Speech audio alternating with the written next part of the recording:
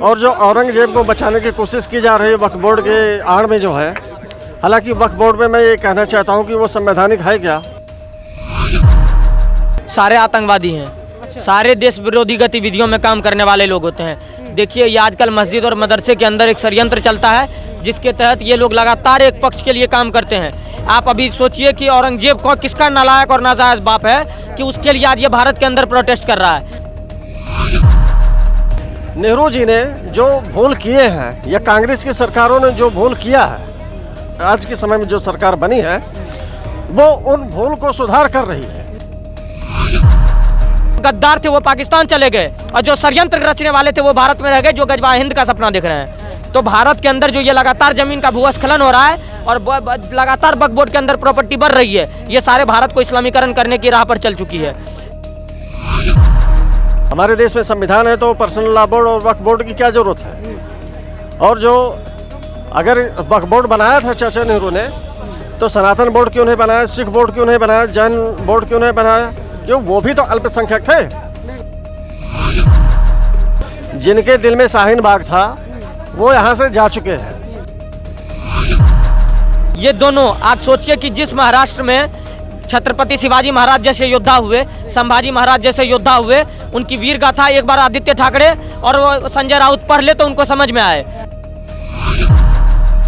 ये दंगा जो है असंवैधानिक था और जो औरंगजेब को बचाने की कोशिश की जा रही है वक्फ बोर्ड के आड़ में जो है, हालांकि वक्फ बोर्ड में मैं ये कहना चाहता हूँ कि वो संवैधानिक है क्या?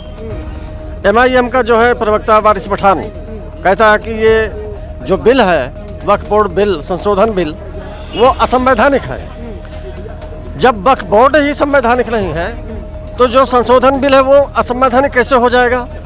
पहली बात, नेहरू जी ने जो भूल किए हैं या कांग्रेस की सरकारों ने जो भूल किया है, आज के समय में जो सरकार बनी है वो उन भूल को सुधार कर रही है।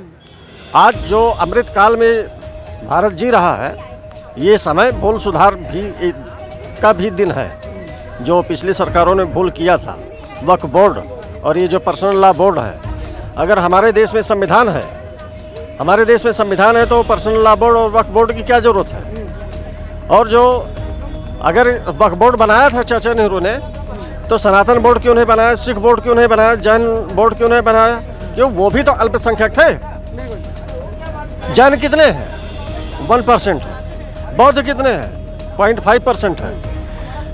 और ये कितने हैं? हमारे से बाद इनका नंबर है। तो ये अल्पसंख्यक कहाँ से हो गए? अल्पसंख्यक जो एक्चुअल में अल्पसंख्यक है उनको तो कोई अधिकार ही नहीं दिया था कांग्रेस ने। इनका कहना है कि अगर आ जाता है, पारित हो जाता है वह बिल, तो हम लोग शाहीन बाग बना देंगे पूरी दिल्ली को। जिनके दिल में शाहीन बाग था वो यहाँ से जा चुके हैं। अब दिल्ली में भी डबल इंजन की सरकार है और शाहीन बाग बनाने के बारे में सोचना मत, नहीं तो दिल्ली पुलिस भी तैयार है और मोदी जी और जो हमारी जो मुख्यमंत्री साहिबा हैं रेखा गुप्ता जी, वो भी तैयार हैं। और उन्होंने एक कदम और उठाया है, पता है आपको? जैसे कन्हैया कुमार जैसे लोग 50-50 साल के लोग जो है JNU में या जितने भी जो है यूनिवर्सिटी में कब्जा करके बैठे हुए थे, मात्र 10 रुपये किराया दे करके और 10,000 का जो है ऐस और आराम कर रहे थे। 5 रुपये के भोजन में 5 स्टार का भोजन कर रहे थे। 5 रुपये की उसमें जो है 5 स्टार का जैसे भोजन वो लोग कर रहे थे, उस पर भी वो लगाम लगाएंगी जो है। आप सोचिए, आज ये देखिए, ये देश प्रेमी लोग नहीं हो सकते हैं जिन्होंने भारत के जीत पर महू में दंगा किया, मध्य प्रदेश के महू में। ये लगातार पत्थरबाजी करते हैं, ये लगातार दंगा फैलाने का काम करते हैं, कभी शिवरात्रि के नाम पर, कभी नवरात्रि के नाम पर, कभी गणेश पंडाल को गणेश प्रतिमा के नाम पर, और आज औरंगजेब के नाम पर। आप सोचिए कि जो मुगल शासक इस देश पर तमाम तरह के साम दाम दंड भेद के साथ साथ बलात्कारी, कुकर्म, सब बहुत सारे गंदे गंदे काम किए, तब जाकर के शासक, सबसे क्रूर शासक, और यह सिर्फ भारत नहीं कहता है, विदेश की मीडिया भी कहती है। लेकिन आज इनको अगर कोई नाजायज बाप बना सकता है, नालायक बाप समझ रहा है, तो आप समझिए वो देशभक्त हो सकता है या नहीं हो सकता है। अच्छा, आपने तो चलिए आप जनता की बात कर रहे हैं, लेकिन आपको रोकना चाहेंगे बीच में। वहाँ के नेता संजय राउत बयान देते हैं कि औरंगजेब जो प्रतिमा है शौर्य का प्रतीक बता रहे हैं उसको, कब्र को। देखिए, संजय राउत हो या आदित्य ठाकरे हो, मैंने दोनों का बयान सुना है अभी। ये दोनों आज सोचिए कि जिस महाराष्ट्र में छत्रपति शिवाजी महाराज जैसे योद्धा हुए, संभाजी महाराज जैसे योद्धा हुए, उनकी वीर गाथा एक बार आदित्य ठाकरे और वो संजय राउत पढ़ ले तो उनको समझ में आए। ये बाबा बाला साहब ठाकरे जिनने जो शिव सैनिक तैयार किया था, आज उनके नाम पर कलंक है ये दोनों लोग। और इन दोनों को साम्राज्य से कोई मतलब नहीं है, इन दोनों को हिंदू विरोधी गतिविधियों में लगातार पकड़ा जाता है। ये सारे लोग हैं जो इफ्तारी करने वाले लोग होते हैं, ये महकुम पर सवाल करने वाले लोग होते हैं, ये हिंदू देवी देवताओं पर सवाल करने वाले लोग होते हैं, और ये लगातार जो है फिर एक पक्ष के पास जाकर के बाइट करेंगे। इन लोगों का देश विरोधी गतिविधियों में एजेंडा रहता है, सारे जॉर्ज सोरोज पर काम करने वाले लोग हैं। अच्छा, लेकिन वफ को लेकर भी बात उठ रही है बार बार। यही दूसरा एक और मुद्दा है जो वफ को लेकर दिल्ली के अंदर सबने देखा, जिस से वफ को लेकर जमा हुए कल भाई तादाद में सारे एक संप्रदाय के समुदाय के लोग। इनका कहना है कि अगर वफ पारित होता है तो हम लोग पूरे दिल्ली को शाहीन बाग बना देंगे। सबसे पहली बात, वक्फ है क्या? वक्फ बोर्ड कैंसर बोर्ड है।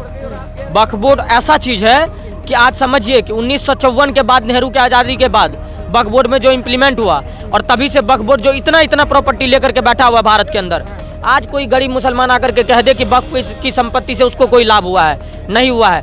वक्फ आज एक अवैध ट्रस्ट बन चुका है, जिसका काम सिर्फ मौलाना और जो कुछ तथाकथित मानसिकता के लोग हैं, उनके बाल बच्चे विदेश में पढ़ने में काम आता है, और तमाम तरह के देश विरोधी गतिविधियों में फंड होता है। ये वही लोग होते हैं। याकूब मेनन का केस लड़ने के लिए पैसा कहाँ से आ रहा है? यही सारे पैसे दे रहे हैं इन सारे लोग। और आप तो कहते हैं कि भारत में भाईचारा है, तो अगर भाईचारा है भारत में, तो कोई बोर्ड ऐसा कैसे हो सकता है कि हिंदू इंटरप्ट ना कर सके उस बोर्ड के अंदर?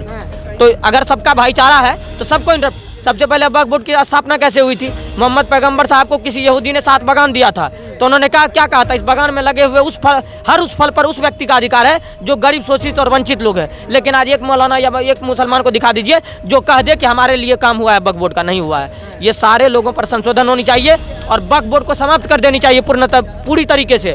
या तो वक्फ बोर्ड को समाप्त किया जाए, या भारत में सनातन बोर्ड बने, सिख बोर्ड बने, जैन बोर्ड बने, यहूदी बोर्ड बने, सारा बोर्ड बने। और सुनिए, ये हम लगातार सुनते आए हैं, 1947 के बाद जब आज़ादी के बाद बंटवारा हुआ तो कहते थे कि भारत के जो मुसलमान हकदार थे वो पाकिस्तान चले गए, जो वफादार थे वो भारत के अंदर रह गए। लेकिन ऐसा नहीं था। जो गद्दार थे वो पाकिस्तान चले गए, और जो षड्यंत्र रचने वाले थे वो भारत में रह गए, जो गजवा हिंद का सपना देख रहे हैं। तो भारत के अंदर जो ये लगातार जमीन का भूस्खलन हो रहा है और लगातार वक्फ बोर्ड के अंदर प्रॉपर्टी बढ़ रही है, ये सारे भारत को इस्लामीकरण करने की राह पर चल चुकी है। इसके लिए इन पर कड़ा कदम होना जरूरी है, और भाईचारा तभी नभेगा कि जब सब लोग कोऑपरेट करें। वरना ये जो कफन पहन के घूमने वाले जालीदार टोपी वाले होते हैं, ज़्यादा टोपीबाज का काम ना करें। वरना हमने शेर को बैठा के रखा है गद्दी पर, एक बार इन्हें गद्दा ऐलान कर दे तो फिर जो जिस शरीयत की लागू करने की बात करती है ना, या अंबुजा सीमेंट का 32 mm का सरिया चलता है, ऐसी जगह डालेंगे कि फिर जन्नत की जगह जहन्नुम भी नसीब नहीं होगा। विपक्ष बाबा ये कहना कि गद्दी पे शेर बैठा दिया, लेकिन महाराष्ट्र के अंदर भी नहीं की सरकार थी, फिर भी फेल कैसे हो गए? फेल कोई नहीं हुआ है। 60 से ज़्यादा लोग अरेस्ट हो चुके हैं अभी तक, और आपको इन्फॉर्मेशन हम आप दे देते हैं, कोई भी बख्शा नहीं जाएगा। सबकी पूछते हैं, अगर जेल में उम्र नहीं गुजारी तो आप मेरे से कह दीजिएगा। देवा भाऊ की सरकार है, खुल के बोलता है कि मारेंगे तो मारेंगे, अगर दंगाई है तो सर कुचला जाएगा। इस देश में फिर एक अफजल याकूब पालने वाले लोग नहीं पैदा होंगे। देखिए, हम भी इस्लाम के समर्थन करने वाले लोग होते हैं, हम इस्लाम विरोधी लोग नहीं हैं। लेकिन अगर कोई लोग इस देश में अफजल याकूब मेनन को समर्थन करने वाले लोग हैं तो हम उनको नहीं मानने वाले लोग हैं।